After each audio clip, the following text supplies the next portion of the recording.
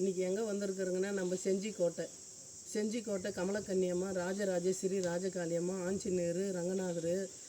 இந்த இடம் வந்து அமர்ந்த இடம் இந்த செஞ்சிக்கோட்டையில் வந்து வாரத்துக்கு ஒரு முறை நான் குளிப்பேன். குளிச்சுட்டு அம்மாளுக்கு வந்து தண்ணி வந்து எடுத்துன்னு போவேன். ஒரு குடம் தண்ணி எடுத்துக்கின்னு அம்மாளுக்கு அபிஷேகத்துக்கு போவேன். எடுத்துன்னு போய் அபிஷேகம் பண்ணி அம்மாளுக்கு அலங்காரம் பண்ணி வச்சுருந்தேன்னா அவ்வளோ சிறப்பாக இருப்பாங்க அம்மா. இந்த செஞ்சிக்கோட்டையில் நம்ம சத்தியமங்கலம் ராஜகாளி அம்மாளுடைய ஆலயத்துக்கு நான் தண்ணி எடுத்துகிட்டு போகிறேன். நான் வந்து இந்த குளத்துல தான் குளிப்பேன். இந்த இடத்துல இருந்து தான் என்னுடைய தாய் இந்த ராஜகாளி அம்மா இந்த என்னுடைய சிரசில் வந்து அமர்ந்தாங்க.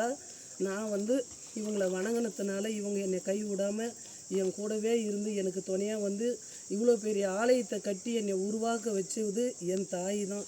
என் ராஜராஜேஸ்வரி ராஜகாளியம்மா செஞ்சிக்கோட்டையிலேருந்து வந்தவ தான் என் தாய். நம்ம விழுப்புரம் மாவட்டம் சத்தியமங்கலம் ராஜகாளியம்மாளுடைய ஆலயத்துக்கு இந்த குளத்துல வந்து குளிச்சுட்டு ஒரு குடம் தண்ணி எடுத்துக்கின்னு நான் மேலுக்கு போகிறேன் பாரு.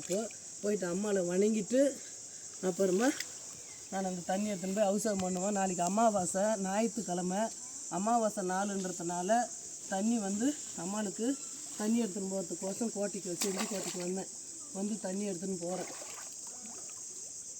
ஃபுல்லாக போய் எடுத்துன்னு வரேன். இந்த தண்ணி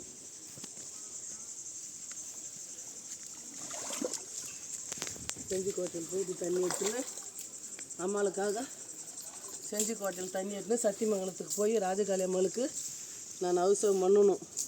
நாளைக்கு அமாவாசை, ஞாயிற்றுக்கிழமை, சித்திரை மாதம் அமாவாசை. அம்மாளுக்கு தண்ணி எடுத்துன்னு போகிறதுக்கோசம் அம்மா தாய்